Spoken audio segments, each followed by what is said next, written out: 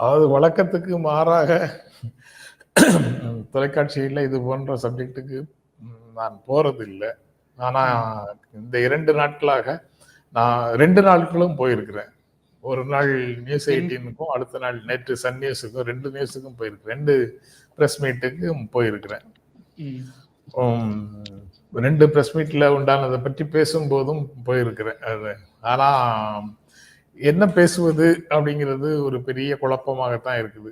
அவங்க 2 பேருக்கும் இடையில உண்டான தனி மனிதர்களுடைய மோதல் அப்படின்னு நம்மால எடுத்துக்கொள்ள முடியுமா? ம். அல்லது கட்சிக்குள்ள அதிகார போட்டி அப்படின்னு இதை எடுத்துக்கொள்ள முடியுமா? எல்லாம் எடுத்துக்கலாம். அது மட்டுமே தான் காரணம்னு நம்மால நிறுத்திக் கொள்ள முடியுமா? இல்ல ம்.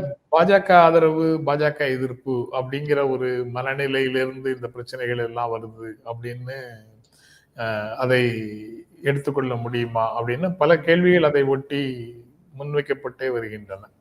ம்ஹ்ம். இதுல பாஜக எதிர்ப்பு, பாஜக ஆதரவு அப்படிங்கிறத ஒரு பார்வைய மட்டும் வச்சுட்டு, பொதுவாக பாட்டாளி மக்கள் கட்சியை பற்றிய விமர்சனங்களை தள்ளி வச்சுட்டு, இந்த குறிப்பிட்ட பிரச்சனையில பாஜக ஆதரவு, பாஜக எதிர்ப்புங்கிற நிலையை மட்டும் பார்த்து நிலை எடுக்கணும் அப்படின்னு சொல்லக்கூடிய சில நண்பர்கள் சொல்றாங்க. அப்படி சொல்லக்கூடியது இந்த மாதிரி ஒரு மனநிலையில தான் இபிஎஸ்க்கும் ஓபிஎஸ்க்கும் இடையில உள்ள முரண்பாடுகள் கூர்மையடையும் போதெல்லாம் ஓபிஎஸ் நேரடியாக பிஜேபியினுடைய கட்டுப்பாட்டுக்குள்ள இருக்காரு. அதனால அவரு கட்சிக்குள்ள வலிமை பெறுவது தமிழ்நாட்டுக்கு நல்லது இல்ல